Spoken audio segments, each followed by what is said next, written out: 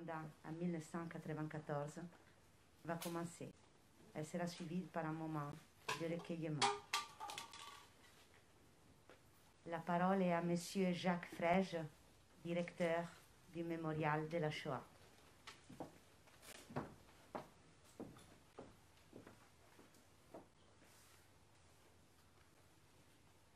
Vous me pardonnerez de ne pas tenir compte du protocole aujourd'hui et d'accueillir d'abord et de saluer d'abord le président d'Ibuka France et l'ambassadeur de la République du Rwanda en France. Monsieur le ministre, Madame la maire de Paris, messieurs les maires, messieurs les députés et adjoints et élus, il y a 27 ans, au Rwanda, débutait le génocide des Tutsis. En près de 3 mois, près d'1 million d'hommes, de femmes et d'enfants furent assassinés au cours du dernier génocide du XXe siècle. Les tueurs mobilisèrent toutes les ressources matérielles et humaines d'un État pour une mise à mort de masse sur les collines et dans les quartiers. Ils s'adonnèrent alors à la traque et à l'assassinat, notamment de leurs voisins. Tous les lieux réputés inviolables, les églises, les hôpitaux, les écoles et les collines, devinrent les épicentres des tueries. L'efficacité et la rapidité du massacre systématique des hommes, des femmes et des enfants Tutsis rendent compte de la préparation minutieuse des tueries d'un génocide. Aujourd'hui, nous partageons ce moment de recueillement. Nous nous souvenons de tous ceux, toutes celles et ceux qui ont péri, assassinés, ces femmes, ces hommes, ces enfants. J'ai une pensée pour toutes les victimes de ces génocides. Je voudrais dire au président d'Ibuka que nous sommes honorés que cette commémoration ait lieu au Mémorial de la Shoah. Nous sommes honorés d'être à vos côtés et fiers de votre confiance. Il ne s'agit pas seulement de vous manifester notre solidarité, celle qui doit unir les victimes de tous les génocides. Il s'agit également de tirer les enseignements de ce qui a conduit à cet événement historique. Le génocide n'est pas arrivé par hasard. Il n'a pas explosé soudainement. Tout a commencé doucement, par des mots. Les mots du racisme, puis les mots d'une idéologie raciale, déshumanisant les victimes, puis la propagande a fait le reste. Les idéologies extrémistes et les tueurs ont mis le crime à exécution. Commémorer ce génocide, celui auquel nous nous associons tous aujourd'hui, c'est aussi rappeler notre responsabilité dans le choix des mots que nous utilisons. Mots souvent empreints de stéréotypes et de préjugés, mots d'une violence inouïe dans les échanges au cours du débat politique et public, mots anonymes et insultants sur les réseaux sociaux. Les mots ne sont pas anodins, ils sont les porteurs d'une idéologie qui nourrissent les mécanismes d'un génocide. Vous le savez, le mémorial est résolument engagé dans ce travail. Le mois d'avril est un mois particulier. Ce soir, nous commençons la lecture des noms des 76 000 juifs déportés de France. Le 24 avril, nous commémorerons un autre génocide, celui des Arméniens de l'Empire ottoman. C'est la raison pour laquelle nous avons consacré une exposition dans l'Allée des Justes, à ciel ouvert. Et dès que nous le pourrons, dès que nous réouvrirons, une exposition sur le génocide des Arméniens sera inaugurée dans notre musée de Drancy. Le mémorial est déterminé à travailler sur ce sujet, tant sur le plan de l'éducation que sur le plan de la recherche historique. Depuis quelques années, notre institution a souhaité en effet ouvrir dans son sein un centre de ressources sur les génocides, à l'intention des chercheurs. Plusieurs milliers, plusieurs centaines de milliers de documents sont déjà arrivés, des archives nationales d'Arménie, grâce à l'historienne Claire Mouradian. Par ailleurs, un accord similaire a été conclu en juin 2019 avec la Commission nationale de lutte contre le génocide et Ibuka au Rwanda. Anne Hidalgo, la maire de Paris, était présente à la signature de cet accord.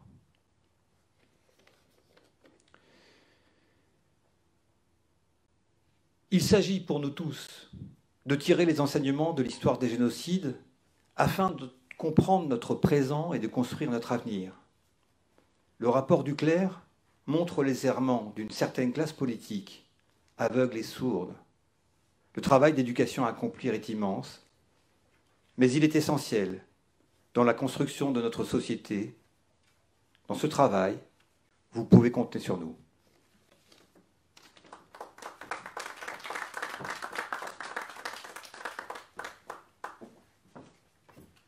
La parole à Monsieur Étienne Sanzimana, résident d'Ibuka, France. Souviens-toi.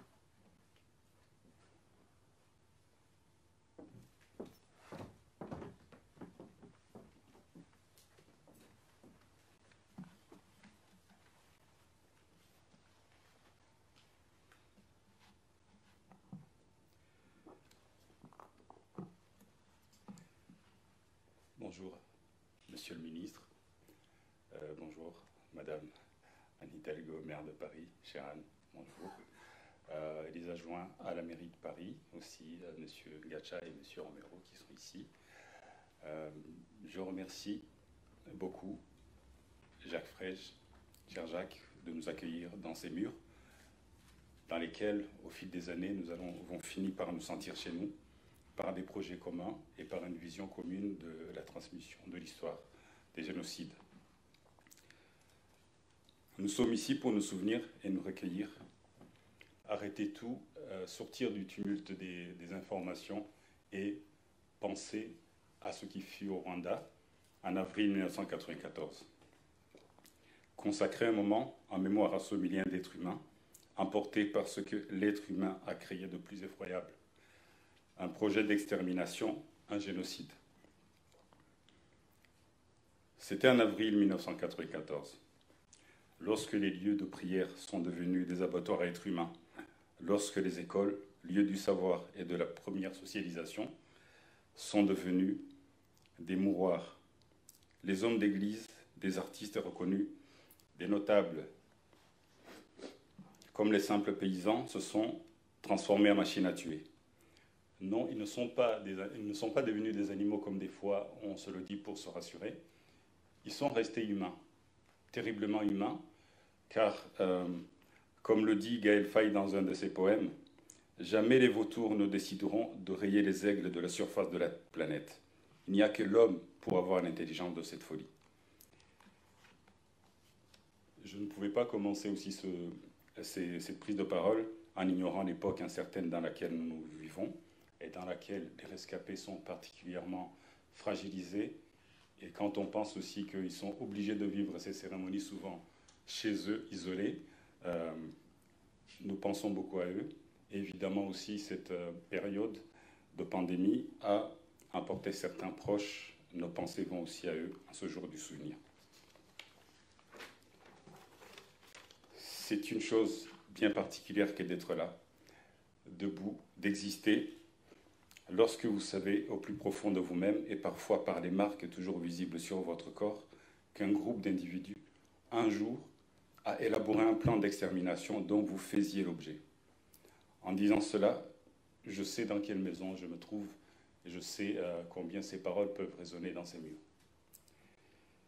Être pourchassé jusqu'au dernier, pas pour des idées politiques ou pour un conflit de territoire, mais par ce que vous êtes même, et de vouloir effacer toute trace de vous, du vieillard qui était déjà au crépuscule de sa vie, au nouveau-né, et même à l'enfant à naître, parfois. Selon les statistiques nationales au Rwanda, il y a eu 1 074 817 000 victimes, et ils ont décompté 300 9 000 rescapés seulement. Quand vous survivez à un génocide, votre vision du monde est altérée. Le rapport aux autres devient un apprentissage nouveau. Vous n'abordez pas tout de suite l'espace public comme les autres. Les objets du quotidien mettent du temps à redevenir des simples outils.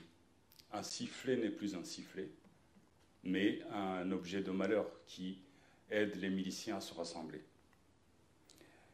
Les outils agricoles sont devenus des engins de mort et il faut réapprendre à les voir sans tressaillir.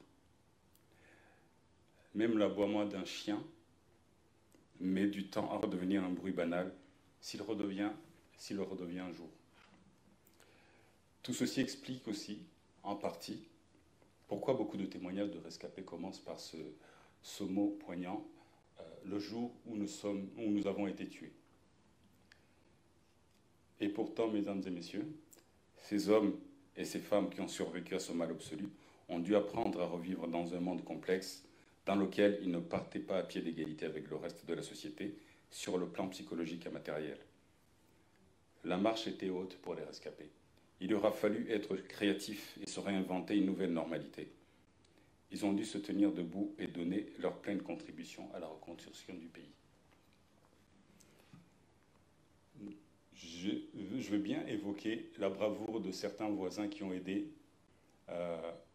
beaucoup d'entre nous à survivre.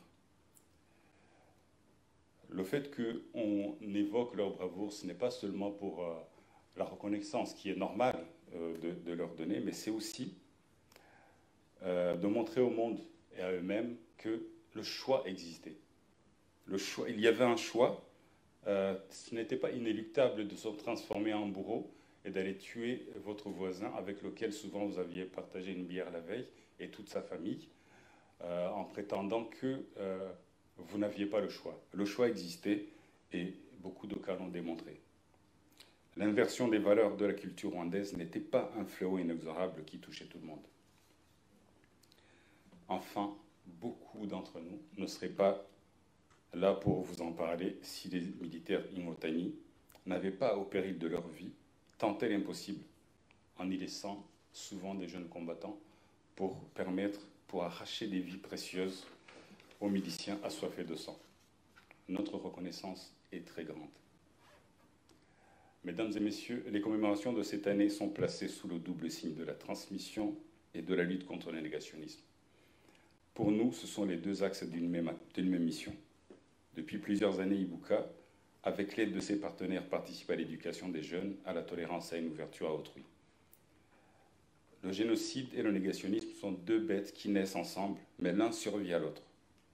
Car en effet, s'il est élaboré pendant la phase de préparation du génocide, s'il grandit pendant son exécution, il lui survit et devient protéiforme. Il emprunte beaucoup de voies et souvent les plus banales, de la minimisation ou des personnes qui essayent de reconnaître le génocide et de dire oui, mais... Sauf que la mesure la mesure, c'est une vertu dans le débat public, mais pas en ce qui concerne un génocide. On ne peut pas reconnaître un génocide et trouver des circonstances. Non, ce n'est pas possible.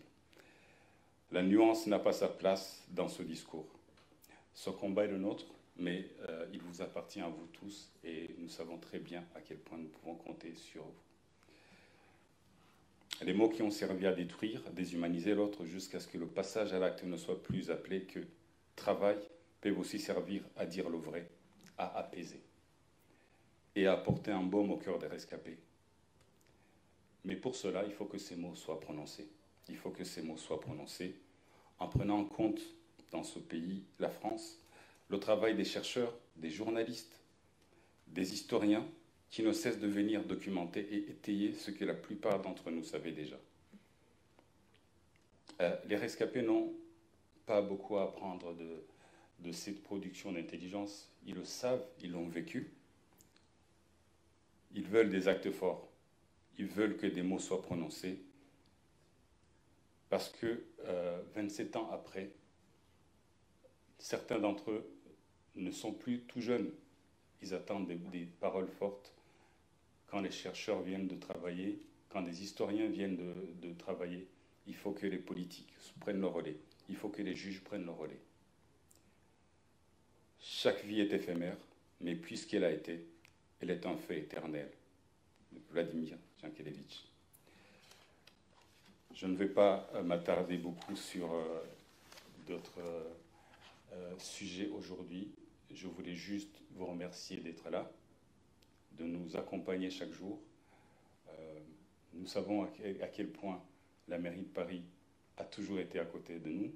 Nous savons quelle est votre sensibilité à notre cause et nous nous réjouissons de continuer à compter sur vous. Merci beaucoup et bonne journée des commémorations.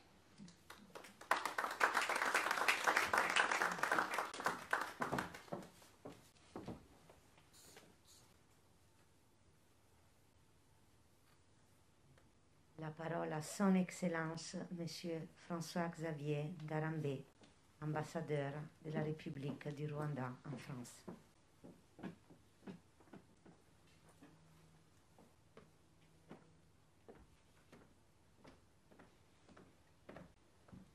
Merci.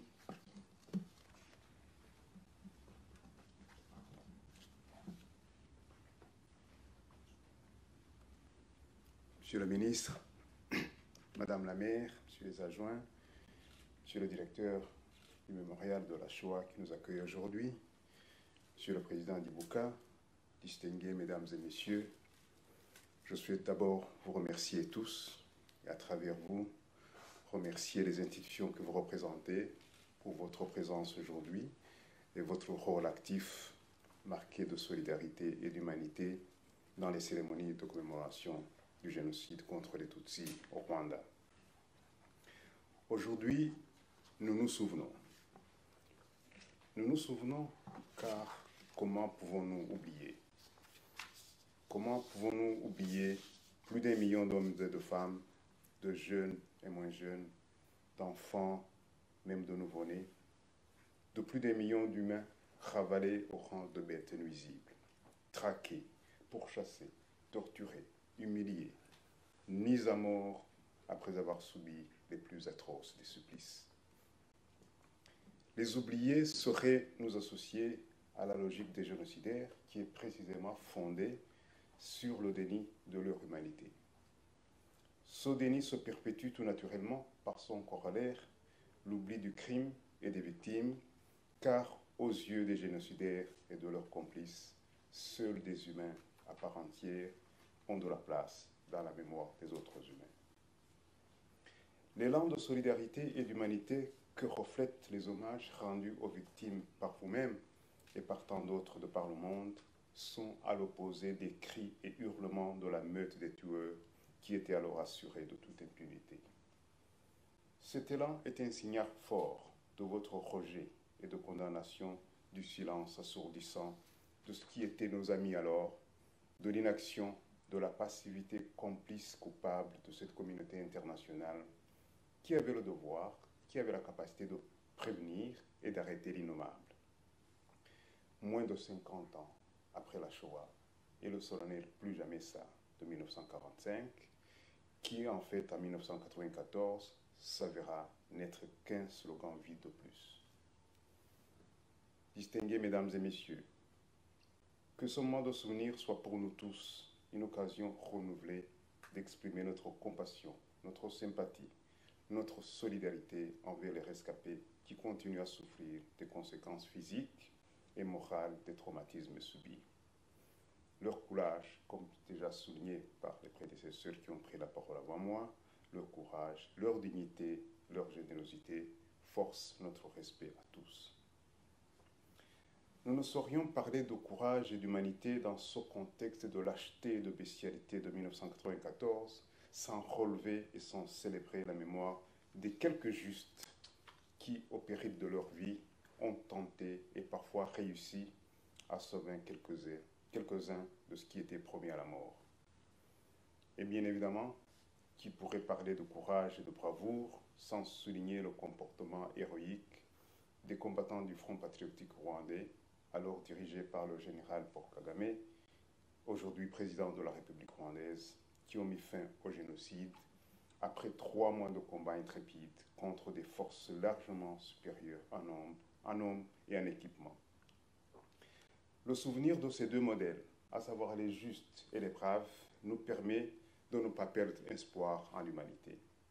Ces modèles nous rappellent que nous devons et que nous pouvons prévenir et empêcher que plus jamais pareil crime n'entache l'histoire de notre humanité. Distingués mesdames et messieurs, ce moment de souvenir et de commémoration est toujours un moment d'affirmation de notre résolution à tout mettre en œuvre pour éradiquer le génocide et son idéologie en extirpant leurs racines profondes. Le souvenir est une occasion de nous rappeler qu'avant les armes, avant les fusils, avant les machettes, le génocide contre les Tutsis fut commis avec des mots. Tous les génocides furent d'abord commis avec des mots, dans leur préparation, des mots d'appel à l'extermination, des mots qui tuent, des mots qui ont tué.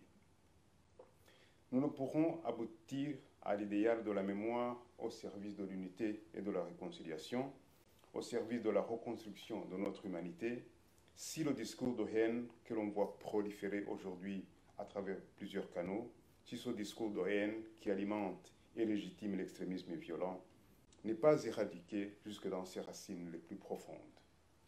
À cet égard, nous devons garder à l'esprit que la négation du génocide, sa minimisation, sa relativisation, sa justification sont dans le prolongement direct du discours de haine qui justement prépare et accompagne le génocide. La négation du génocide met en place les conditions pour le lancement des nouveaux cycles génocidaires. La négation d'un génocide avéré comme celui commis contre les Tutsis, la négation d'un génocide avéré comme la Shoah n'est pas une opinion et n'est pas un élément de débat intellectuel. Elle devrait être incriminée dans tous les pays pour que ses auteurs en répondent devant la justice.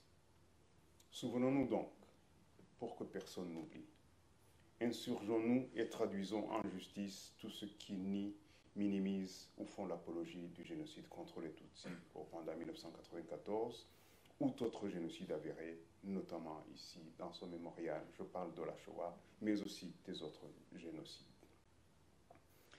Convaincu que le binôme mémoire et vérité est le fondement de la justice, de la prévention et de la réconciliation, le gouvernement du Rwanda a salué dans le rapport du Clerc, et je cite, « un pas important vers une compréhension commune dans la recherche de la vérité sur le rôle de la France dans le génocide contre les Tutsis ».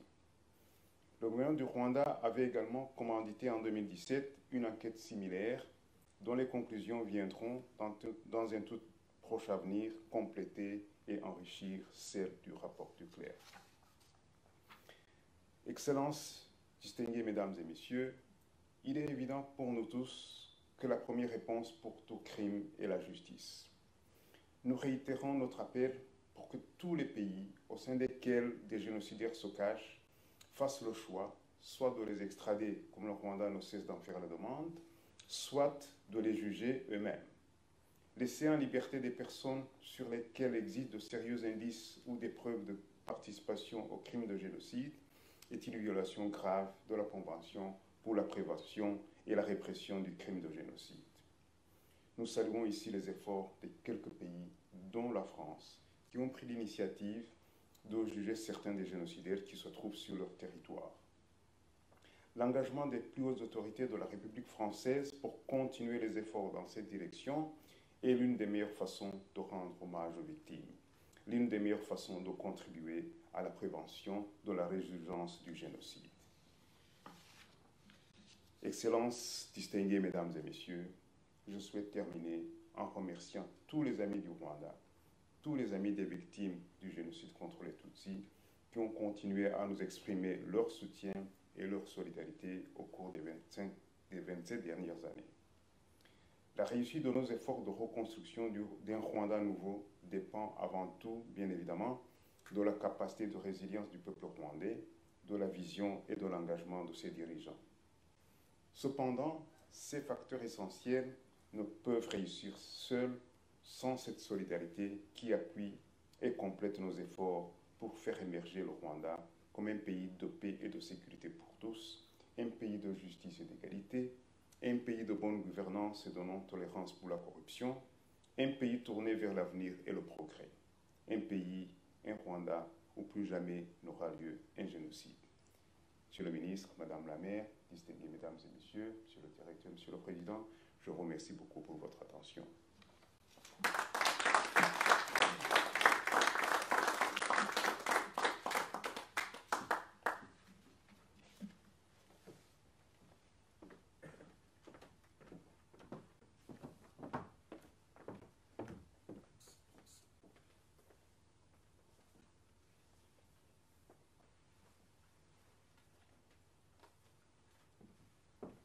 La parole à Madame Anne Hidalgo, maire de Paris.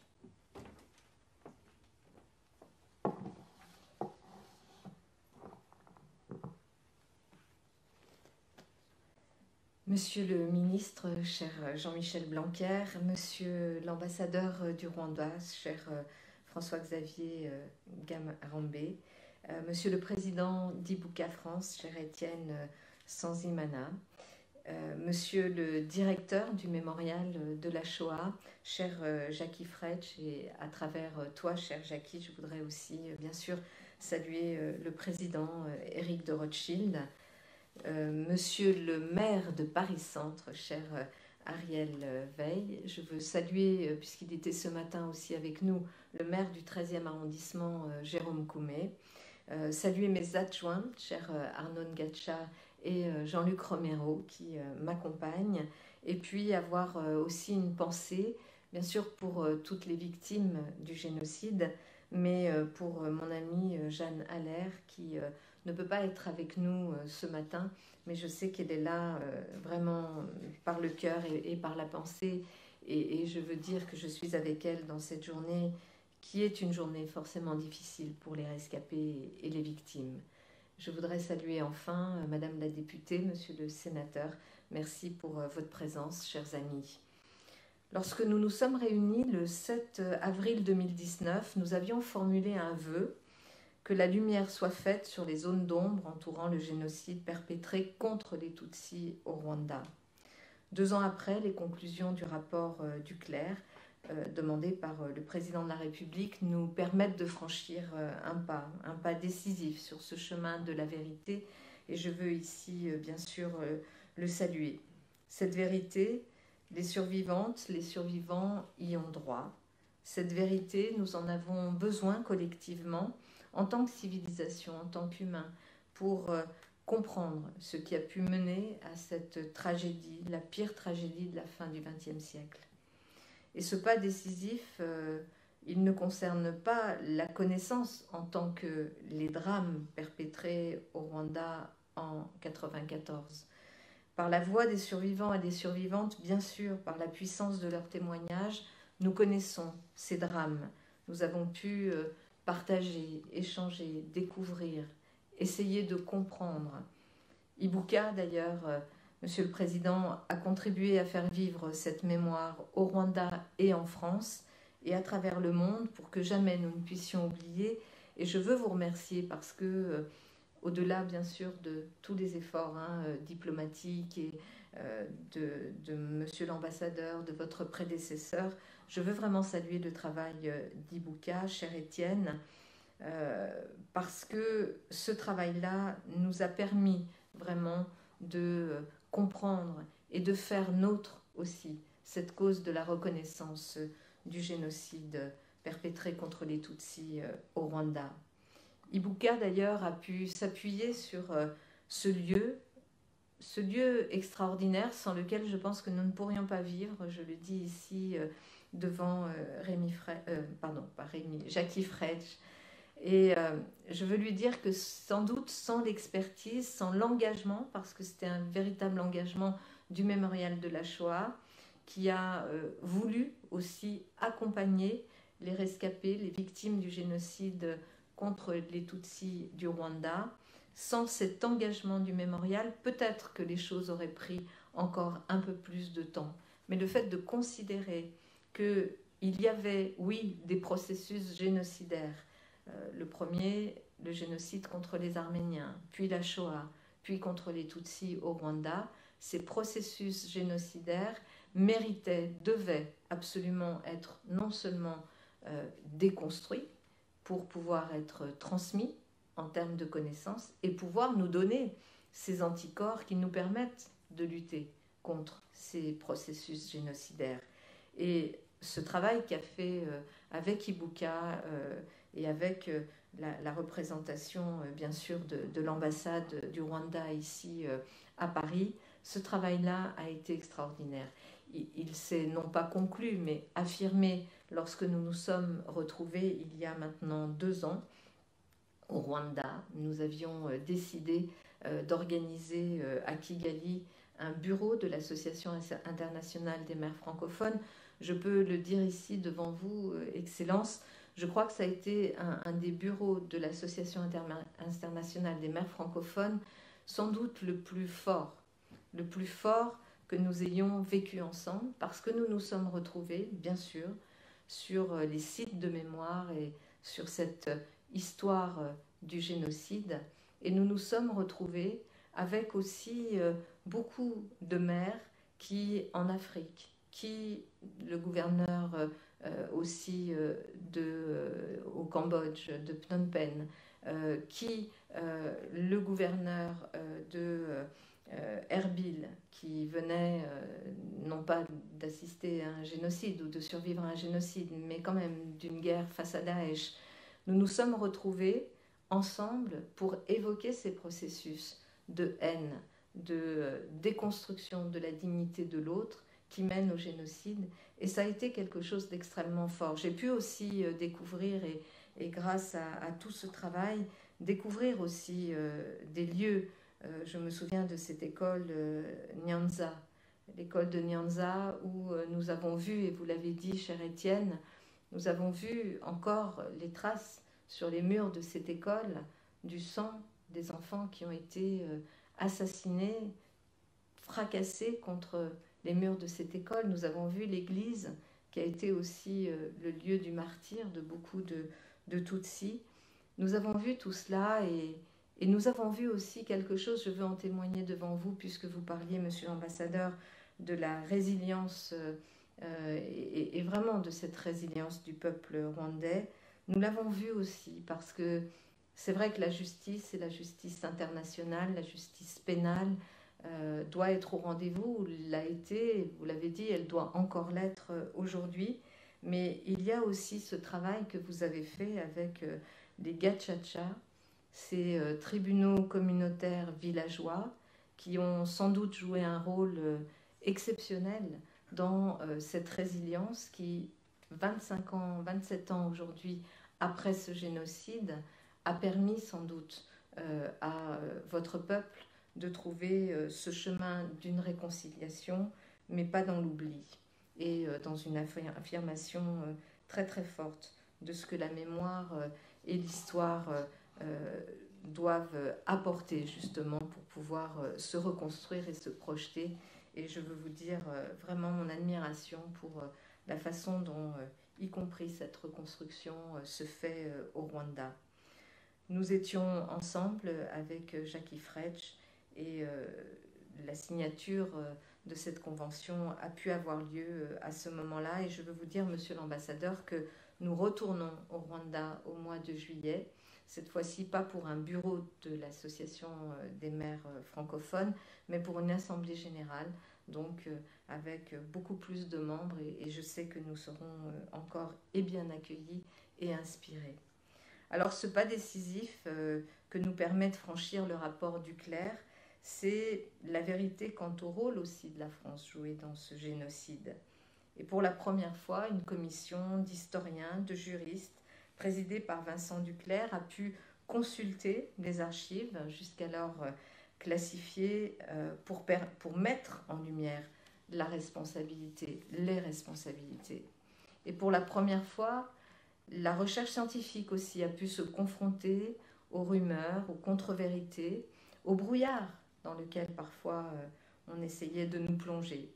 Et après 2 ans de travaux, le rapport a révélé, je le cite, un ensemble de responsabilités lourdes et accablantes pour la France.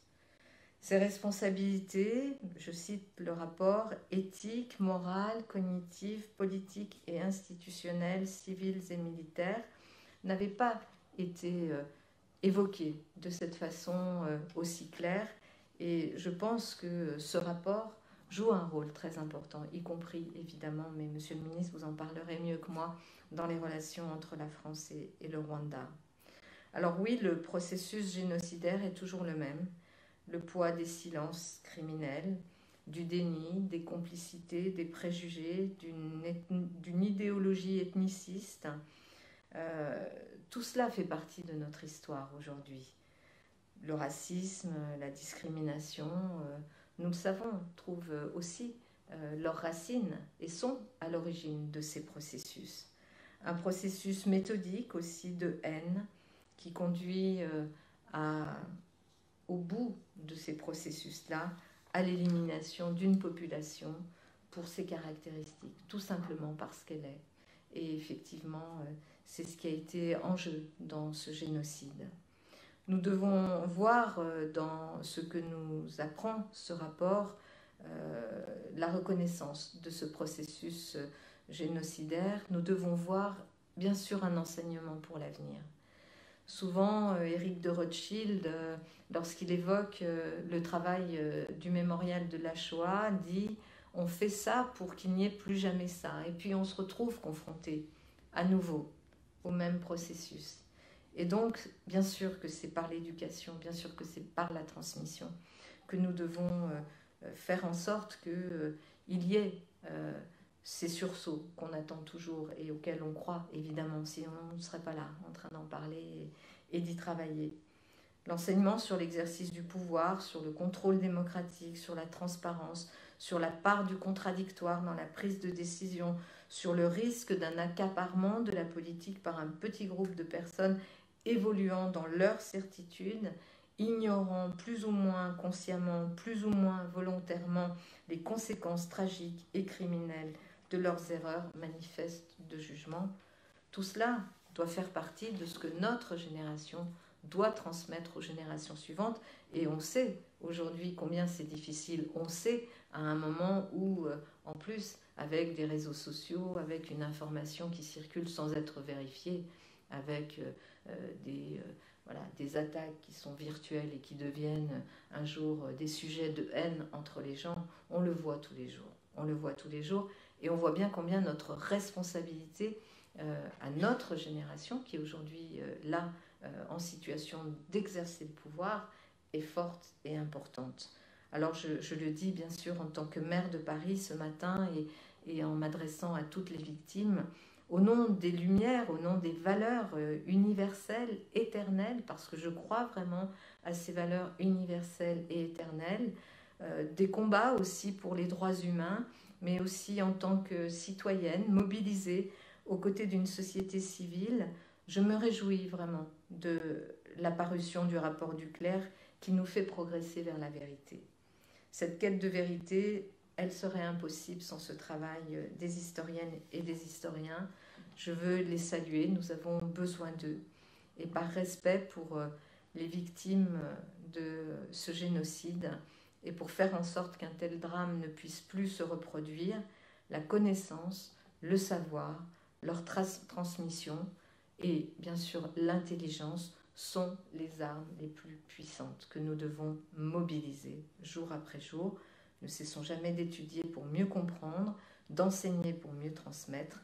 Vous le savez, Monsieur le ministre, Monsieur le directeur du mémorial, Son Excellence et bien sûr Monsieur le Président, vous le savez, la ville de Paris prendra toujours toute sa part dans ce travail de mémoire et de transmission. Je vous remercie.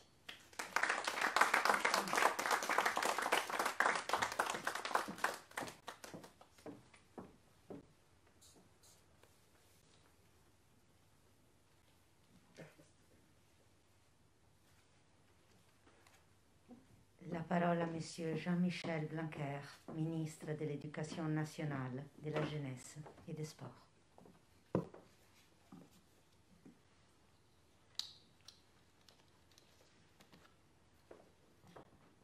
Bien, Madame la maire de Paris, chère Anne Hidalgo, Monsieur l'ambassadeur du Rwanda en France, Monsieur le président d'Ibuka France, Monsieur le directeur du mémorial de la Shoah, Madame la députée, Monsieur le sénateur, Mesdames, Messieurs les élus, Mesdames, Messieurs, je suis vraiment très honoré de participer à cette journée de commémoration du génocide des Tutsis en ce lieu très symbolique. Je le disais au directeur du mémorial lors d'une précédente visite ici, à quel point il était très significatif de voir qu'il y avait une exposition sur le Rwanda dans ce mémorial, dans ce lieu qui a tellement d'importance désormais dans Paris, et je dirais même en France, parce qu'il a désormais un rôle pédagogique essentiel, en plus d'un rôle de mémoire vis-à-vis de tous les citoyens. Et le fait que dans ce lieu, qui au départ est destiné à commémorer la mémoire des Juifs victimes de la Shoah, on ait désormais une vision sur les autres génocides, le génocide arménien, le génocide des Tutsis, est évidemment très significatif de la dimension universelle du combat que nous avons à mener et que vous avez les uns et les autres rappelé. Puisque à chaque fois, ce qui se joue, c'est une négation de l'humanité par elle-même, au nom de préjugés, comme vous l'avez si bien dit les uns et les autres. 50 ans après la Shoah, le génocide des Tutsis vient clore le siècle qui aura donc vu naître et prospérer le pire. En instituant en 2019 la journée du 7 avril comme journée de commémoration du génocide des Tutsis et d'hommage aux victimes, aux rescapés et à leurs familles, la France veut rappeler chaque année son engagement pris contre l'oubli. Et bien entendu, elle continuera ses efforts à cette fin.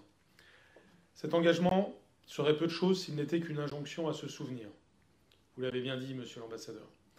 Nous le savons, face à la barbarie des hommes, les grandes phrases et les plus jamais ça ne résistent pas au travail du temps s'il n'y a pas une volonté. Ils sont balayés par l'érosion des mémoires, par les nouvelles générations venant qui peuvent oublier ce qui s'est passé. Et les haines négationnistes peuvent renaître. Quelques décennies seulement après ce qu'on qualifia d'innommable, le génocide des Tutsis nous a montré avec horreur qu'il ne suffisait pas de dire « plus jamais ça ». Car le ça s'est déroulé sous nos yeux. Le temps passe, et cela fait maintenant 27 ans que se sont déroulées les premières exactions de ce génocide des Tutsis au Rwanda. C'était il y a peu de temps, mais la population du Rwanda est très jeune, et une grande partie d'entre elles, déjà, n'a pas connu le génocide. En France, les derniers témoins de la Shoah disparaissent, et la question se pose de la même manière, comment ne pas oublier après leur disparition? Et c'est évidemment un devoir commun à nous tous qui naît ainsi. Contre l'éternel recommencement, contre l'amnésie des hommes, contre l'oubli involontaire, contre l'oubli volontaire, il y a deux réponses. La recherche et puis l'enseignement de l'histoire. Les deux vont ensemble, bien sûr, car il n'existe pas d'enseignement digne de ce nom sans recherche scientifique. Et la vérité historique, qui est difficile, est un devoir. Nous devons la vérité historique aux victimes, à leurs enfants, mais nous devons aussi la vérité historique, tout simplement, à tous les hommes. Nous la devons aux générations futures, car il n'est pas de transmission possible sans que les mémoires ne soient libérées du silence. Nous la devons donc à notre humanité, parce que nous refusons que de tels crimes soient oubliés, niés, et que bien sûr nous militons de manière indéfectible pour que ces choses ne se reproduisent plus jamais. Et pour pouvoir aller dans ce sens, nous devons savoir que c'est possible, nous devons être conscients de ce risque. Et le courage de la vérité sera la mesure de notre humanité. Cette journée est marquée, vous l'avez tous bien rappelé, par la publication du rapport de la commission Duclerc. Ce rapport a été remis au président de la République le 26 mars dernier, et ce rapport représente un travail de recherche historique de grande ampleur. Il constitue une avancée très importante pour mieux appréhender le rôle qu'a eu la France au Rwanda entre 1990 et 1994, conformément à la mission qui avait été confiée il y a 2 ans par le président de la République à cette commission d'historiens. Pour réaliser ce travail, la commission Duclerc s'est appuyée sur l'exploitation de l'ensemble des archives françaises relatives au Rwanda sur cette période. Les chercheurs ont ainsi pu accéder à des archives qui, jusque-là, n'avaient pas été étudiées et qui étaient parmi sans doute les plus sensibles. Ce travail historique, qui a été réalisé en toute indépendance et selon les règles scientifiques les plus rigoureuses, permettra de mieux prendre conscience de la réalité de l'engagement français au Rwanda, de ses motivations et de ses modalités avant, pendant et après le génocide. Comme tout travail d'histoire, il fait droit à la complexité, et cette complexité fait partie de la vérité. Il marque une étape décisive dans la volonté de la France de donner toute sa place au génocide des Tutsis dans notre mémoire collective. Il fait suite à un rapport que l'on m'avait remis il y a maintenant près de 2 ans sur les enjeux de l'éducation au génocide, au pluriel, et j'avais évidemment pris pleinement en compte ce rapport. C'est pourquoi l'étape que nous venons de vivre est décisive avec ce rapport du Clerc, mais elle n'est nullement définitive. Elle s'inscrit dans une lignée d'action que nous avons. Il y a ce rapport auquel je viens de faire référence, il y a aussi le travail judiciaire, rappelons-le, avec la création d'un pôle de lutte contre les crimes contre l'humanité au parquet de Paris et les premiers procès contre les génocidaires rwandais qui ont eu lieu ici à Paris. Et puis, à la suite de la publication de ce rapport, la recherche scientifique continuera bien sûr à œuvrer pour éclairer notre connaissance du génocide des Tutsis et du rôle des différents acteurs dans cette tragédie. De la sorte, comme l'a souhaité le président de la République, la publication du rapport s'accompagne de la déclassification des documents cités par la commission du Clerc, qui sont désormais librement consultables par le grand public. De plus, conformément à la volonté du président de la République, cette publication s'accompagne de l'ouverture des archives présidentielles de François Mitterrand relatives au Rwanda entre 1990 et 1994, avec celle également de l'ancien Premier ministre Édouard Balladur. De la recherche historique procède notre capacité à transmettre, et donc à enseigner. Le génocide des Tutsis est désormais généralisé à l'école. Et l'on rentre évidemment dans mon champ de compétences, et vous pouvez compter sur moi pour être volontariste sur un tel enjeu. Depuis septembre dernier, comme nous nous y étions engagés, le génocide figure dans les manuels scolaires de nos élèves de terminale, qui peuvent désormais appréhender la réalité et l'ampleur de la tragédie que représente le génocide des Tutsis. Dans le contexte de la réforme du lycée, il y a, vous le savez, une refonte complète des programmes, et ceci nous a permis d'avancer sur cette question. Plus largement, l'enseignement du génocide des Tutsis s'inscrit dans un renforcement très volontaire de l'enseignement des génocides dans les programmes scolaires. C'est vrai évidemment de la Shoah, c'est vrai aussi du génocide des Arméniens. Nous savons que l'enseignement des génocides est exigeant, qu'il est parfois difficile.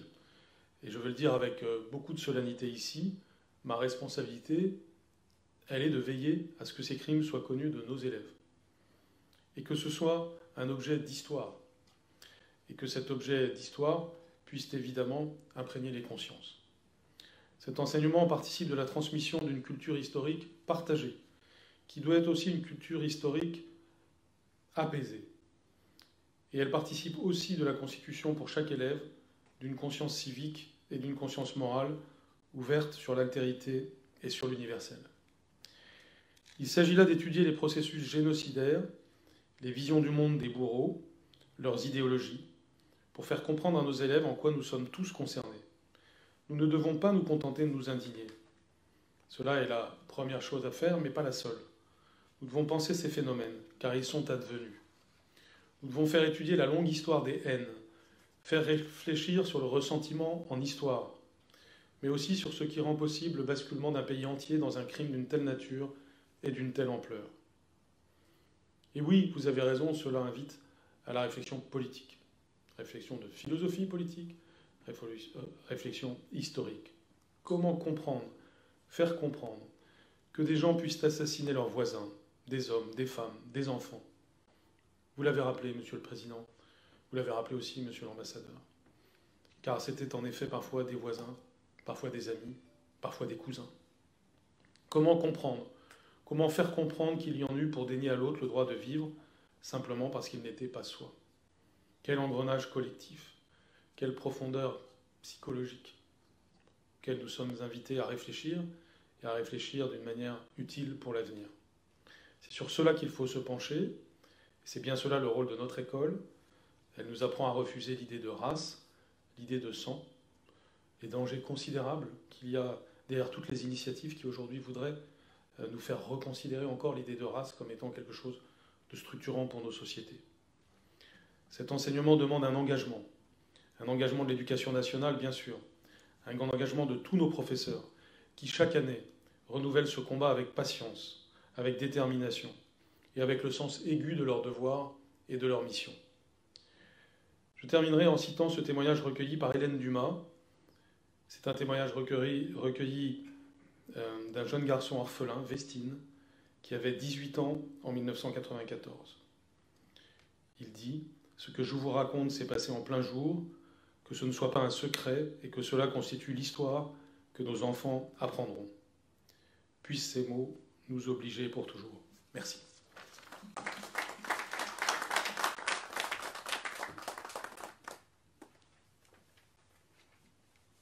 Mesdames et Messieurs, en hommage aux victimes du génocide perpétré contre les Tutsis au Rwanda en 1994, je vous invite à vous lever et à observer une minute de silence.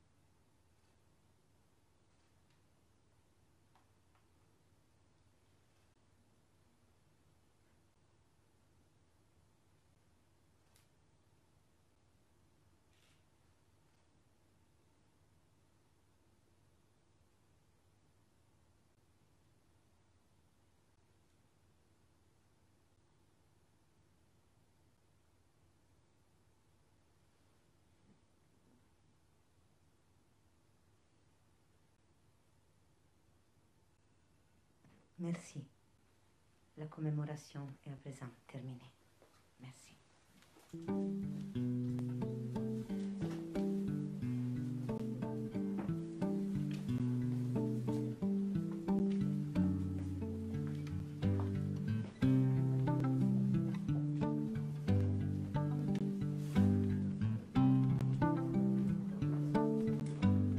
Au-dessus de ces collines s'élève ma voix à jamais.